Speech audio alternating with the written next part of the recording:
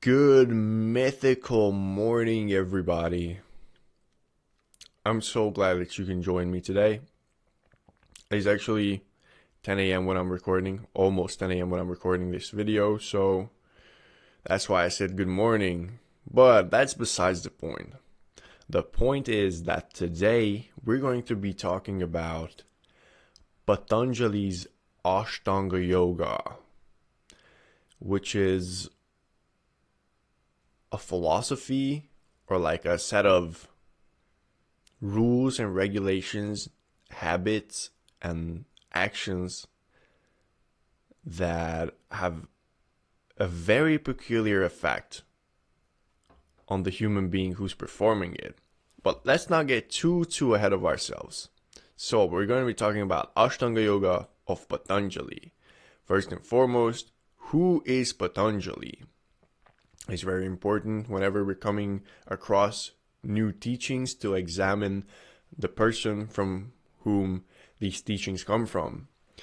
And from what I've found, based on my research, is that, in short, Patanjali was an anointed mystic yogi who was, according to some sources, said to live between 200 BCE and 400 CE. So we don't really have a clear idea of when he lived. We know that he lived in India. And other sources say that he's a recurring incarnation of the divine who shows up periodically whenever humans deter from the path of Dharma, or the path of God, essentially. Dharma is like your inherent purpose, like your inherent things that you should be doing as a being, as a spirit. And Patanjali wrote many of the Yoga Sutras. Sutra meaning aphorism or short rules distilled into a few words in Sanskrit. And the aim of these sutras was to condense and clarify the information written in the divine texts of the Vedas, because the Vedas are long.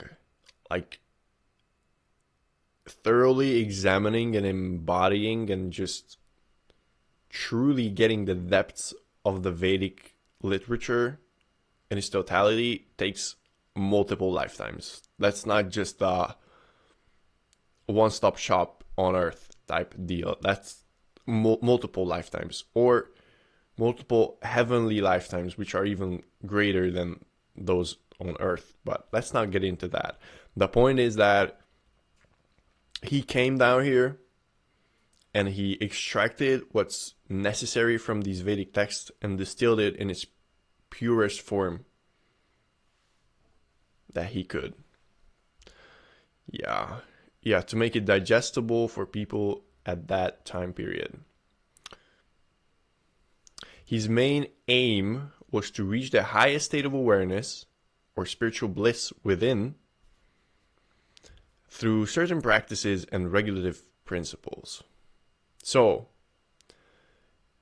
he came down here from God knows where in an unspecified time period to distill the core of the pure principles of the Vedas and give it to us in a practically applicable sense. Hence, that is the Ashtanga Yoga practice. So, what is Ashtanga Yoga? Here we see a few pictures that relate to it. This one's kind of out of frame, but that's besides the point. So the word Ashtanga comes from the words Ashta and Anga, meaning 8 limbs. Ashta is 8, Anga meaning limbs. The purpose of these practices is, as I've mentioned before, to, number one, purify the physical and energy bodies. So we can't really reach our highest potential. We can't really get as close to divine and perfection and fractal coherence as possible if our bodies and energy bodies, so our minds and our emotional bodies, are full of all kinds of imperfections, all kinds of impurities. So, as we'll see, Patanjali advises practices that aim to purify the physical body and the energy body so that your attention can be focused on divine only. And you won't be like distracted or distraught by your physical or energy bodies. The second goal of Ashtanga Yoga or Yog, more specifically Yog, is to gain mastery over the senses. So as we can see from, my bad, this picture, which I've talked about before in one of my previous lectures, these horses represent the senses, this leash represents the mind, this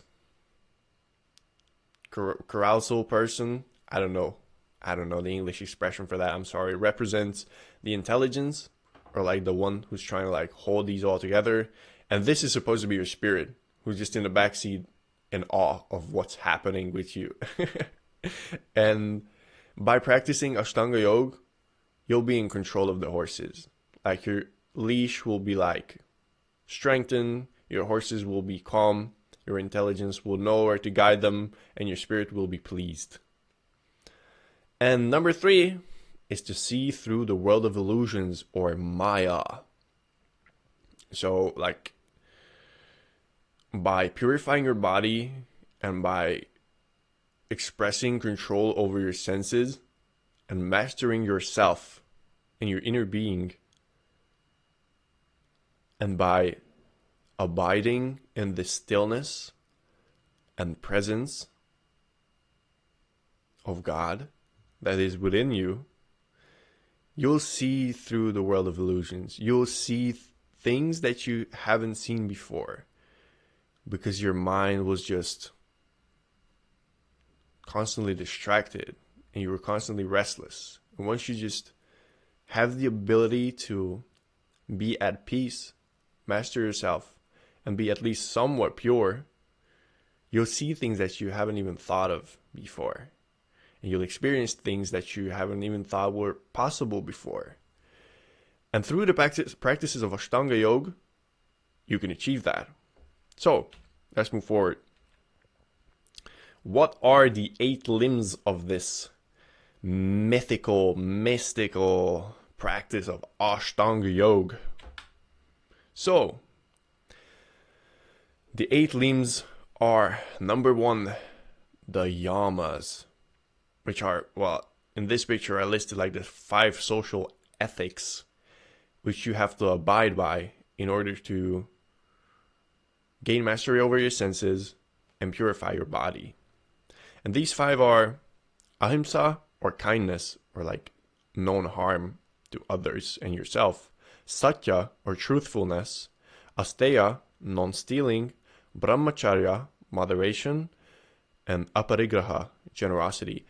We'll talk about more of these in today's episode. I just wanted to quickly go through that.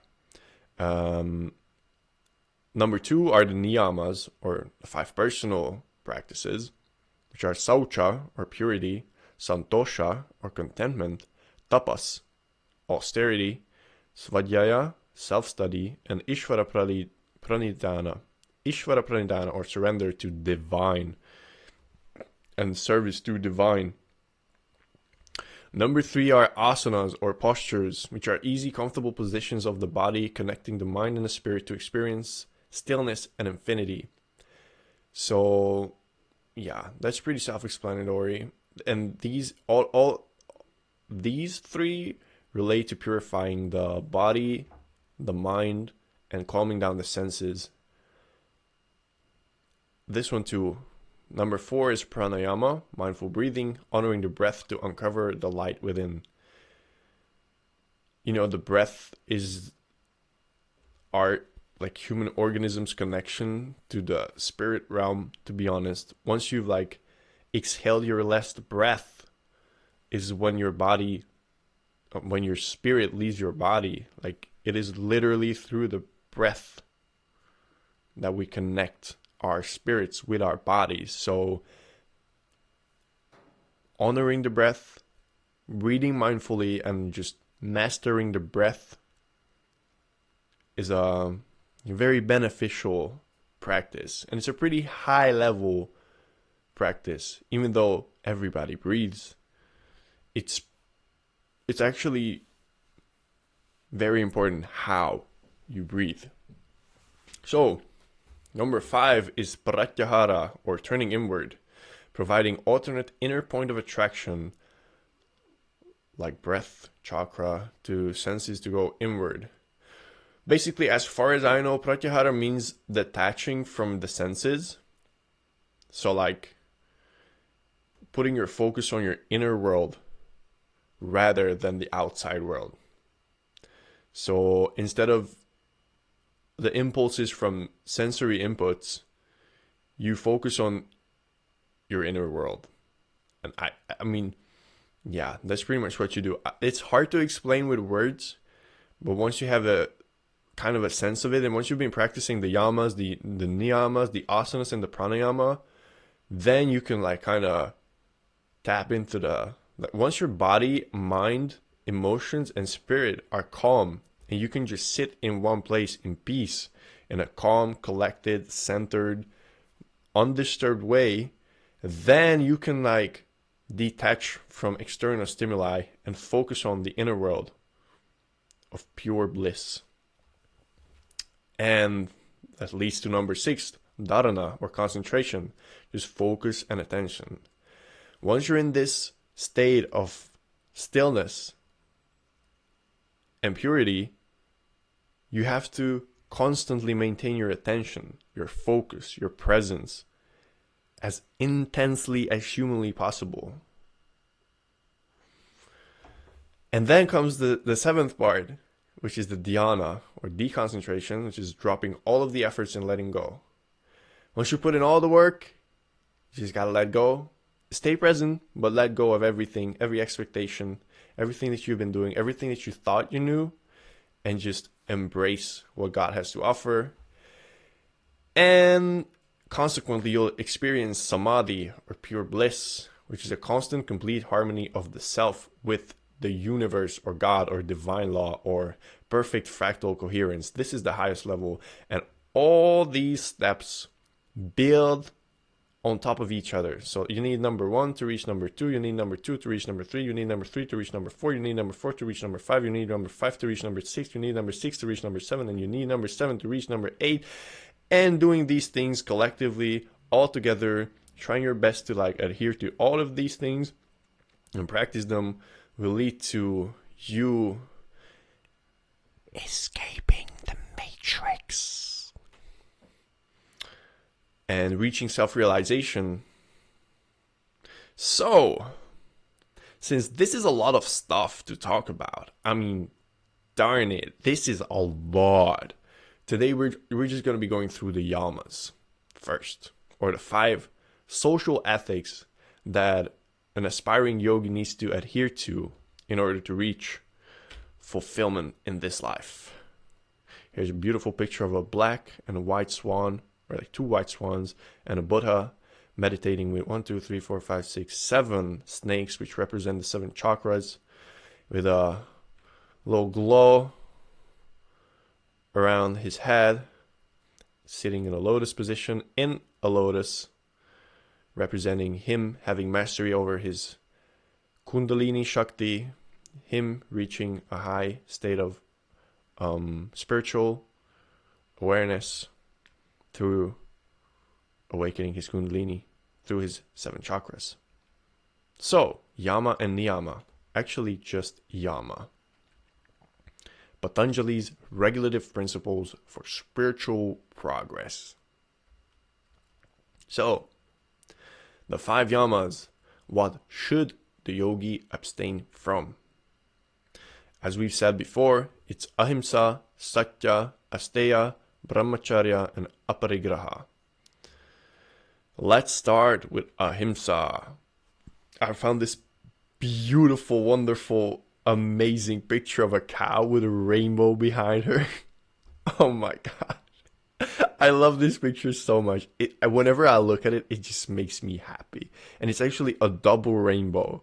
So it has everything that I love. It has a cow, a double rainbow, nature, sunlight. Oh my god, this picture is wonderful. Which leads me to my point of ahimsa, or non-violence. Ahimsa means non-violence. And the point of ahimsa is to stop inflicting unnecessary pain towards any living being, be it in the form of thoughts or more specifically actions.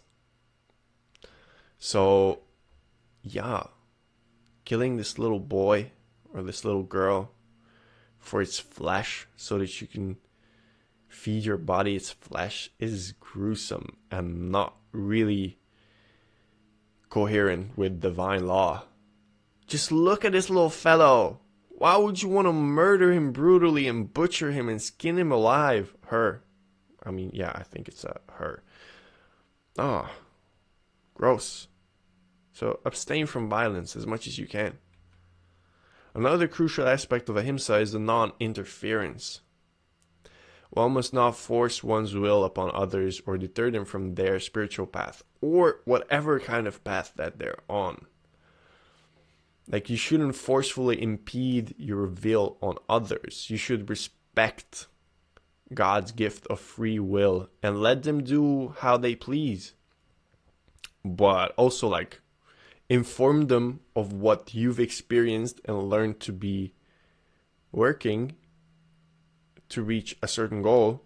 But never try to be, like, too preachy, and never try to, like, just interfere with someone's life without their consent, because that's not cool. That's not in alignment with ahimsa. And one must only solicit advice or try to help others if they ask for or consent to it. Yeah, that's what I've explained right now. And in a practical sense, this means avoiding the consumption of toxic thoughts and substances. Yeah, as mentioned before, one must also abstain from hurting others and themselves with their speech. What I mean by that is toxic. What this toxic means. I mean, we've talked about the fact that every single practice in Patanjali's Ashtanga Yoga aims to purify the body and the mind. And by eating flesh, for example, the flesh of an animal, you're putting toxins in your body. Like meat is very acidic. It develops uric acid in the body. It's hard to digest. It putrefies within your stomach. It's mucus forming. And it just has, like, the meat that you eat, no matter what kind of happy cow you eat, or happy chicken, or happy fish, or what have you eat, it will have the imprint of murder on it. It will have. Like, animals know when they're getting killed. Everybody who's worked on a farm or has someone who has worked on a farm, they, like, animals can sense it when you're there, like, standing there, like, all right, I'm gonna murder you. And that starts to release certain kind of hormones, fear hormones, in their bodies, like, oh shit, I'm getting killed kind of hormones in their body, which, travels through their whole organism, all of their, muscle fibers that you're going to consume. So by killing animals and eating their flesh, you're essentially eating the imprints of fear of death in their flesh, and you're feeding the fear of death through their flesh into your body. That's messed up, bro. And that's just the best part of it, honestly. And that happens even if you have the most organically and lovingly and caringly kept animal on a farm eating only organic substances. They still have those fear hormones produced in their bodies. They still have these low vibrational energies circulating through their bodies when you kill them, because they know that they're getting killed. And if you consume that, it's not beneficial for you. So you have to, like, abstain from these kinds of things. And on top of that, nowadays we have GMO grains being fed to cows and all sorts of animals. And animals are being kept in, like, ungodly conditions. And it's just ugh, it's just a mess. So abstain from meat as much as humanly possible. Don't indulge in that. It's very, very detrimental for your spiritual success. Trust me on that. And the other thing is the consumption of toxic thoughts. So, as we've talked about it before, you have to abstain from certain things if you want to purify your body. Toxic thoughts, it's kind of a hard concept to grasp. It's a very wide topic, but anything that like deters you from your spiritual path, that is not in alignment with divine law, can be considered toxic, to be honest. But a more practical example would be like gossiping, unnecessary, toxic. Why would you like? It just hurts. It hurts your spirit. You might not think it's violent, but it is. Like talking shit on others behind their backs, just, spreading lies about others, or just, I don't know, and even brain rot, just watching brain rot content or listening to things that just don't benefit you, that's just about things that don't really matter. You have to abstain from that. And you shouldn't say things that explicitly hurt others. So you shouldn't consume thoughts and substances that hurt you, and you shouldn't like excrete or express thoughts through your speech and energies through your actions that hurt others.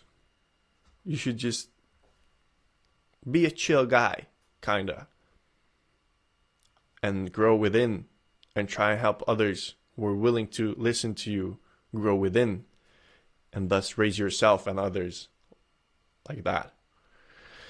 So yeah, that's about all that I wanted to say about ahimsa. Oh yeah, and I have a Bible quote, Proverbs 15:4. A gentle tongue is a tree of life, but perverseness in it breaks the spirit. My God, sweet Lord Almighty Jesus Christ, thank you. What a perfect verse. A gentle tongue is a tree of life, but perverseness in it breaks the spirit. That's it. Could not have said it better. Yeah, and I already got into this a little bit. Ahimsa towards the body means, in terms of substances, in a practical sense, oh my God, I love this so much. Yeah, I've had some pretty good preachers. So, in a practical sense, ahimsa towards the body means abstaining from meat and dairy products. Dairy products are actually not bad if they come from a cow that's kept properly, but in its current state, dairy products are not advisable for the most part. So limiting dairy products is very much so beneficial. Cutting them out entirely won't hurt you either. Meat is an absolute no-go. Also, you should abstain from alcohol. Totally. Drugs as well. There are some like ceremonial uses of certain substances which can be beneficial at certain times for certain people, but it's such a nuance that you're just better off abstaining from it altogether for the most part. And you should abstain from GMO produce, or like gene modified produce, highly processed foods like donuts, Oreos, freaking chocolate bars, and coffee and caffeinated products. Because coffee puts a strain on your kidneys and adrenals, and it also like overworks your heart and your nervous system. So you should limit coffee, and it's very acidic. Coffee is super acidic. I think it's like a 2.4 on a pH scale, potential hydrogen scale, which is not good. Mind you, all of these things are super low vibrational and super acidic. So yeah, you should kind of like reduce these kind of things, or like balance them, or like cut them out entirely. You're best off cutting them out entirely. And another thing, which is very important and not really often talked about, which relates to the picture on the bottom, is artificial lights and concrete buildings with like sharp edges. Like if you look at nature, if you look at a forest, if you look at a beach, if you look at, I don't know, a lake, there are no sharp corners. There are no concrete things. If you look at a mountain, there are some sharp corners, but it has this roundness. It has this ebb and flow. It's like it has its breath of life. Nothing is like perfectly rounded off to the edge, 90-degree, just edgy, you know? And artificial lights as well. Like you need natural lights, not artificial lights, in order to sustain your body and in order to have a healthy circadian rhythm. So yeah, by reducing your exposure to concrete buildings, artificial lights, GMO-produced, highly processed foods, coffee and caffeinated products, alcohol, drugs, meat and dairy products, you'll be practicing non-violence towards your body, because all these things literally are hurting your body. They hurt your body. Like you're damaging yourself by putting these substances and putting your body in these environments. So yeah, I know this might sound like a lot at first, like, damn, I can't have coffee, I can't have a bagel with bacon and eggs, I can't have my freaking donuts, I can't even go to work, and I can't even have fun on the weekends. Like, come on, man. And coffee too? Come on, man. Yeah, I get you. I've been there before. But if you just stay persistent, if you just take away one thing at a time and just stack these little restraints on top of each other, within a few months or years, depending on how fast you progress. For me, it took 5 years to kind of reduce these entirely, and I'm still at like a 80%, 70% success rate when it comes to like completely reducing these things. And I've been trying for 5 years, bro. So yeah, it will take time, but if you want to progress in your spiritual life, that's the kind of sacrifice that you have to make.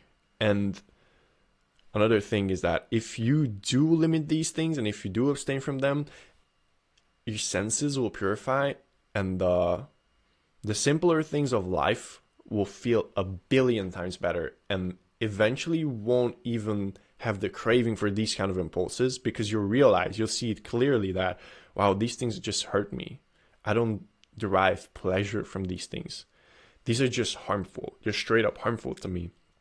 And I love myself more than to harm my body with these kinds of things. Yeah. So next up is ahimsa towards speech and thought. I've also explained that a little bit before, but alright, these are so funny. But yeah, what you consume in terms of the words and vibrations and what you express through your mouth really makes a difference. So, in terms of speech, the yogi must abstain from lying and deceitful, hurtful speech towards oneself and others. The yogi must also limit conversations on topics that are not related to eternal truths. More on that later, or on like what an eternal truth is. But the point is that you shouldn't talk shit. You shouldn't lie, you shouldn't be deceitful, and you shouldn't hurt people just for the sake of hurting people. You should always tell the truth, be straight, be honest, and always drive the conversation towards spiritual advancement. And yes, like if you go to the municipality to get your like business license papers sorted, of course you can't really be talking about spiritual evolution and like the purification of your physical and mental bodies. Sure, there's a necessary amount of non-spiritual speech that you must do. But for the most part, you should aim to like only talk about things that progress your advancement in spiritual life. Yeah. Colossians 3:8. But now you must put them all away: anger, wrath, malice, slander, and obscene talk from your mouth. The Bible tells you, whatever you say. So here's the thing. Anything that you say and express through your mouth gets imprinted in your mind and programs you in a way to like, it propels you to do the things that you say. So whatever you say, you do, and whatever you do, you say. And it's just like a perpetual cycle of saying and doing. And what you say and how you program your mind will determine your actions. So you must not, indulge in anger, wrath, malice, slander, and obscene talk. Because then you'll be angry, wrathful, malicious. You'll slander others and you'll talk obscenely about others. And that's not what you want. That will deter you from the path of spiritual advancement. And another crucially important thing is, similarly to spoken words, one must replace all thoughts relating to anger, wrath, malice, slander, and obscene talk. So, by talking positive things, you'll be imprinting positive thoughts in your mind, and that will prepare you to do positive actions as well. So thought, speech, action all relate to each other and all perpetuate each other. And your conscious will is the thing that determines what you say, what you do, and essentially what you think. And by controlling these things and abstaining from, these aforementioned things, you'll get slowly but surely in alignment with yourself and the universe as well. And this includes music as well. By listening to someone being ratchet and just projecting kind of energy that's not beneficial for spiritual evolution, you are imprinting thoughts in your mind that will prepare you to do actions which are not in alignment with divine law. I'm guilty of that, to be honest. I still listen to a lot of music that has very bad energy, very bad lyrics on a lot of levels, but I'm just addicted to it. But I'm trying to purify that as well. So yeah, I think music for me personally is the hardest one, but one step at a time. And yeah. Music is a means of hypnotic subconscious mind programming using flow and rhythm to break the guard of the conscious mind and enter into the subconscious mind. Be careful what you listen to. Because, by vibing to it, by feeling the groove, you get your guard down. You're not paying attention to what you're listening to. You're paying attention to how you feel. And that puts you in a flow state.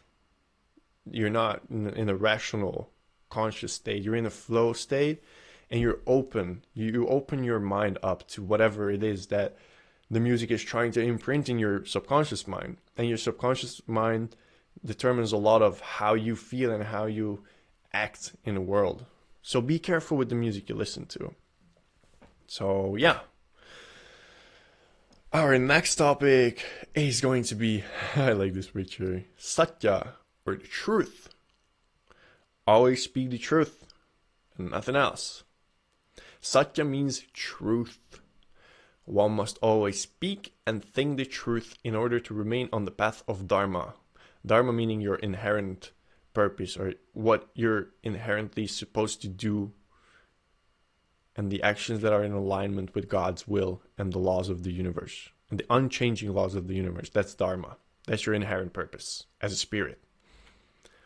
One's speech must not be unclear or misleading, and it must always state the truth with the intent of helping others progress in their spiritual evolution, and yourself as well. Most importantly, one must also remain true to oneself. Crucially important. You are where you are. You do what you do. Don't try to frame it any other way. Just say it as it is. Don't try to honesty, sincerity is like the basis of spiritual evolution. You're not fooling anyone but yourself if you lie about the state you're in.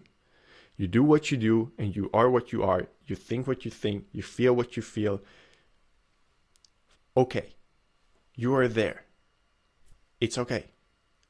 The path to whatever it is that you want to achieve might be longer or shorter depending on where you are right now. But you are where you are. You shouldn't bullshit yourself on the fact that you're not there. You're further ahead than you actually are. You shouldn't do that, because then you're just prolonging the process of getting on the right track. You should just be honest with yourself and be clear on where you are and where you want to go and what's the path to take there. Okay? It is also important to only state the truth with a positive and a helpful intent. So, in a non-interfering way. You shouldn't be bashful of others. You should just, play it nicely. Slandering others, even if it is one's perceived truth, will result in negative karmic consequences. And guys, there's a good chance that you're actually wrong.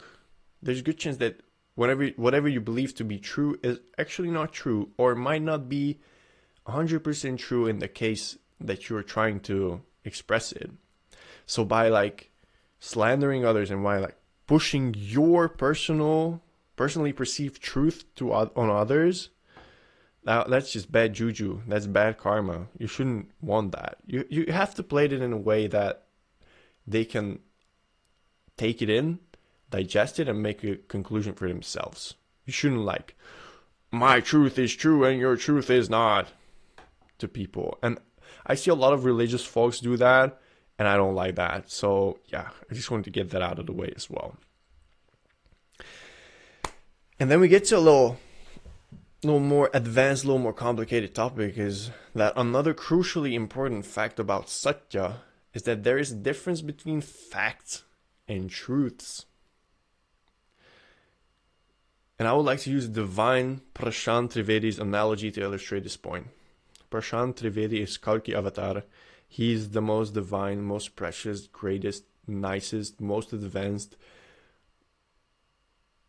most perfect being that I know at this moment in time on the planet Earth who exists. Hands down. You might not believe me, fine. But I know what I know. He does too.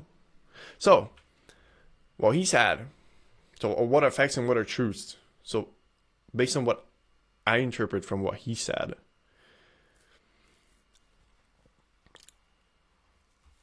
I would just like to explain what a fact is. So, at this point in time, it is a fact that I'm writing this presentation on a table. In 100, maybe 1,000 years, what I rightfully call a table now will not be a table anymore. The wood will disintegrate, it will transform into another kind of substance, and it will just, continue in the cycle of constant flux and change. So, what is a table now will not be a table in 100,000 years. So it is a fact that this is a table, but it's not a truth. Because a truth that is bound by the law of space-time can be called a fact.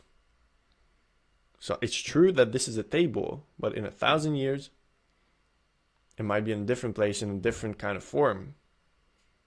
So that's a fact that it's a table now, but it's not a truth. Because the real truths of the world are eternal and universally applicable at all times, at all planes and realms.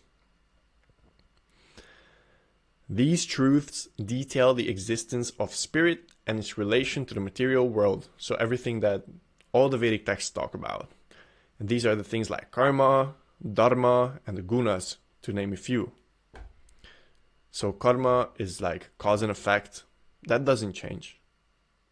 That's an eternal truth of the material world. Dharma, that's your inherent purpose. That doesn't change. That's an eternal law of the material world. And the gunas, Rajas, Sattva, and Tamas, these don't change. These are eternal laws of the material world. These are truths. They remain factually correct and true. Even in 1,000, a million, a billion, a gazillion, a septillion, a googolplex years. In all realms of existence, be it heaven, hell, or earth. These are true.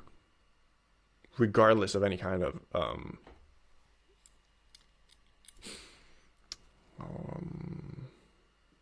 regardless of anything. So that's the difference between facts and truths. Every action, speech, and thought reflecting or relating to these truths is eternal and is of the utmost importance to a practicing yogi to reach their highest spiritual potential. So, facts are bound by space and time. Truths are not. That's kind of what I gathered from PT's thoughts to be the difference between facts and truths. And you have to adhere to both of these. You have to talk facts and you have to talk even more truths in order to progress. And I just have a little quote from the Bhagavad Gita 17:15. Austerity of speech consists in speaking words that are truthful, pleasing, beneficial, and not agitating to others, and also in regularly reciting Vedic literature. That essentially sums up this whole concept of speaking facts and truths in a non-interfering, non-harmful way to others. Thus programming your mind positively, thus being a good influence on yourself and others, and helping yourself and others progress in spiritual life. So, another thing, asteya, or abstinence from theft. Abstinence from theft. The practicing yogi must abstain from taking anything that isn't given to him willingly. That doesn't mean that you shouldn't strive for things. That just means that if you have this kind of feeling in your stomach that you shouldn't be taking whatever it is that you're taking, and something that belongs to someone else, you should just not take it. If life doesn't grant you the opportunity to get it in a ethical way, or doesn't just give it to you naturally, then you should abstain from it. Theft can take on many forms though. One can steal time, energy, money, material objects, and even relationships. The yogi must abstain from all of it. So yeah, you can steal one's time as well, and energy as well. It's not just about purses and wallets. It's about time and energy as well. And by gossiping, you steal people's time and energy as well. In relationships, taking someone else's girl, it's a no-go. They're in a kind of a verbal commitment to each other, and you shouldn't interfere with that. That's wrong. That's bad karma. That's theft. It's low vibrational activity. You should abstain from it. It will not progress your spiritual path.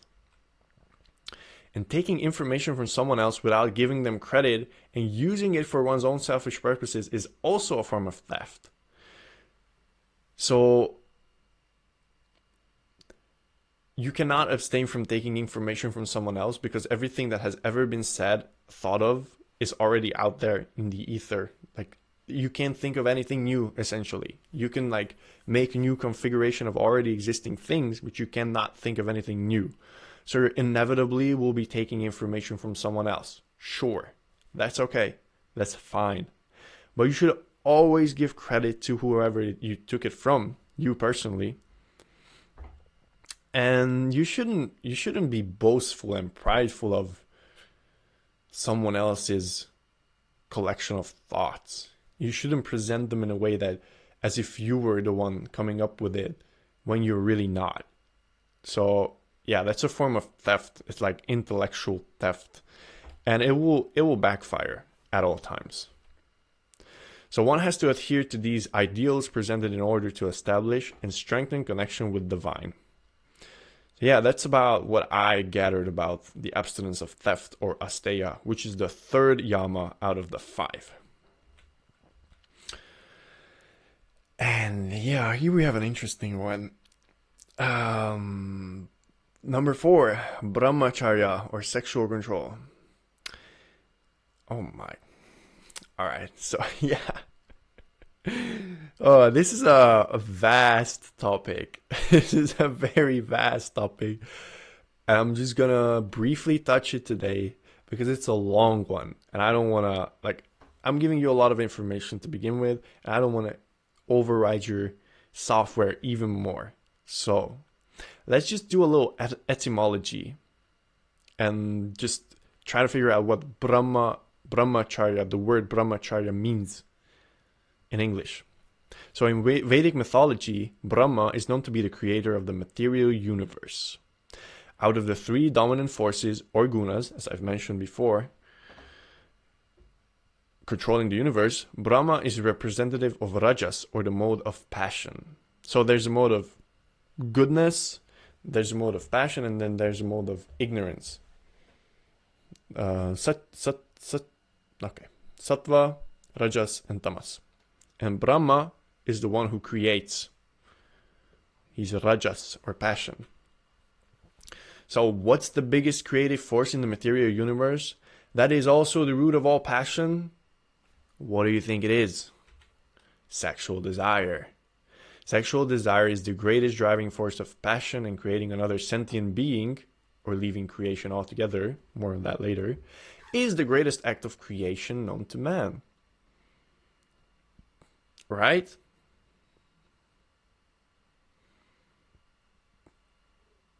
So Brahma represents passion, and essentially kind of represents the desire to, like, perpetuate oneself in the material world through sexual expression. And what is an acharya? Someone like this dude. An acharya is a spiritual teacher who teaches by his example. One can be an acharya in many schools of spirituality. One who is a brahmacharya knows how to control their sexual powers. Right? One who redirects their sexual urges from the external environment to the internal one can attain a greater degree of alignment with the eternal, or divine, or God.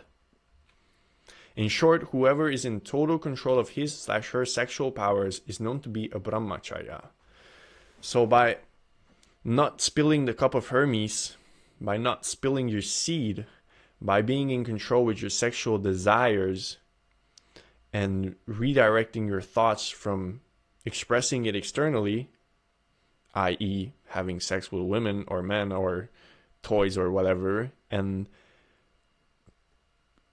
in a methodical and controlled and spiritual way, redirecting that energy towards your inner world, towards your chakras, and towards, like, the rising of your kundalini, you become a brahmacharya, in short. And there are a multitude of ways to, like, redirect your sexual energy, and a multitude of ways to control your sexual desires, and one of which is abstinence. So in strict religious circles, this implies a total abstinence from physical acts of sexuality, in other words, celibacy. Out of sight, out of mind. This means one abstains from all thoughts and actions related to physical sexual acts. A practitioner of this path respectfully treats anyone from the other sex as a mother/father figure. So you look at women as if they were your mothers, and you kind of abstain from all sorts of thoughts of wanting to fuck them, essentially. And you just practice your sadhana, and you're just trying to get closer to God through certain religious and spiritual practices, instead of thinking lustful thoughts about women or men. When a disciple follows the laws of brahmacharya to the strictest degree, one only directs his/her creative/sexual life force towards the attainment of spiritual bliss, inner bliss, through the practice of devotional service or inner alchemy, or both. Number 2, The second way of regulating your sexual energies is from the religious perspective, from the modern modern meaning like from the past 2000 years kind of religious perspective. So for most people in the modern Western world, celibacy is out of reach. Like abstaining from women and just being a monk in a freaking ashram, that's a no-go. The human population wouldn't grow if everyone was celibate. That is why most religious teachings hold only the priests and nuns to celibacy. There are a specific group of people who deliberately abstain from sexual acts in order to foster a more close connection to the divine and thus guide others in that direction as well. But you cannot expect it from the whole entirety of the human population. That being said, all religions assert a great deal of importance towards controlling one's lustful sexual urges. According to most, if not all religious teachings, sex before marriage and masturbation is not permitted and regarded as a sin. So like, what basically modern religion says is like, okay, you can have sex, but just choose one person that you have sex with, try to have it in alignment with God's law, and just try to abstain from low-level sexual stuff altogether. And that will benefit you more on your spiritual path. And there's a third way of controlling your sexual desires, which is my favorite and preferred way, and which is honestly the most difficult but rewarding way, which is active brahmacharya. Other Eastern spiritual schools such as Taoism and Tantra use the term called active brahmacharya. A disciple of the art of active brahmacharya uses certain techniques to circulate the life force energy of sexuality throughout his/her whole body and energetic system, thus attaining higher states of consciousness. This is what is meant as inner alchemy. I'll explain this practice in more detail in the future, but basically you have sex, but in a much, much, much, much more profound, deep, and spiritual and energetic way with someone who is also on the path of spiritual self-realization. So, that was brahmacharya in a nutshell. I can talk for hours about this, but let's move on to number 5, which is aparigraha, or non-attachment. Here we have a picture of the Buddha, Siddhartha Gautama Buddha, to be exact, who supposedly said that the root of all suffering is attachment. And aparigraha means non-attachment. So non-attachment / non-greed / non-possessiveness are the most common translations for the Sanskrit word aparigraha. Buddhism states it very clearly that attachment leads to suffering, unless it's attachment to divine, but that's another matter. So you cannot be completely detached, because like you can't detach from God. But the point is that attachment leads to suffering. Whatever temporary things you attach you fixate your consciousness on will eventually fade away, and if you're too attached, you will be distressed. A disciple who follows this principle only takes as much from life as is necessary for their survival and the maintenance of their earthly body and no more. That's, the non-greed, non-possessiveness part. Any self-centered, excessive accumulation of material goods, cars, shoes, clothes, food, money, goes against this principle. Take as much as you need and no more. This creates unnecessary attachment to the material world and halts one's spiritual evolution. The modern axiom of more money, more problems is a very accurate way to describe this situation.